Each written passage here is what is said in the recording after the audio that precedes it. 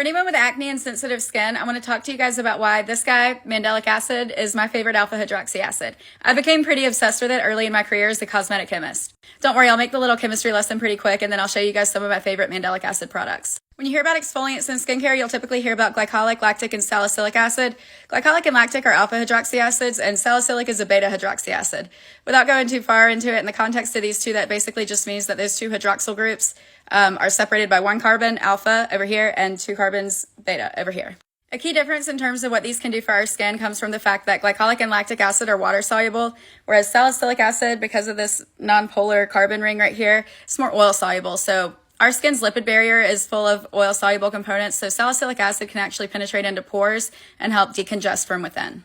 So since salicylic acid is oil-soluble, it can really get into pores. It's considered better for acne. It's on the FDA monograph as an acne treatment, actually, when used at certain levels. But glycolic and lactic acid exert more surface-level benefits. Okay, so where does mandelic acid fall into this? So mandelic acid is still an alpha hydroxy acid like glycolic and lactic acid. If you look where those OH groups are, they're still just one carbon away from each other. But let's look at the molecular size real quick. If you compare it to glycolic and lactic, it is a larger molecule, which is going to slow down its activity a little bit and make it more suitable for people with sensitive skin. It's not going to cause quite as much irritation. It's still going to provide very great exfoliation benefits, but you're not hitting your skin with all of it at once. But another difference of mandelic acid when compared to glycolic and lactic, besides the size, is that it also has one of these nonpolar carbon rings right here, which I mentioned that is what's responsible for making salicylic acid oil soluble. So mandelic acid isn't oil soluble, but that ring right there does give it more of an oil soluble characteristic, which means that it can actually also penetrate a little further into pores than lactic and glycolic can.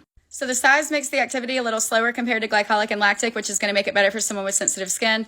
But that carbon ring is going to make it a little more oil soluble, so it can actually get into pores a little bit like salicylic acid can. Now, mandelic acid is not on the FDA monograph as an acne treatment, so it hasn't been studied as extensively, and it surely doesn't provide the same acne treatment properties that salicylic acid would, but it does have a little bit of that oil-soluble characteristic to help decongest pores from within a little bit more than, say, lactic and glycolic. So for that reason, as someone with sensitive skin, when I'm looking for an alpha hydroxy acid product to help promote exfoliation and cell turnover and give me a more renewed, radiant complexion, I typically reach for mandelic acid.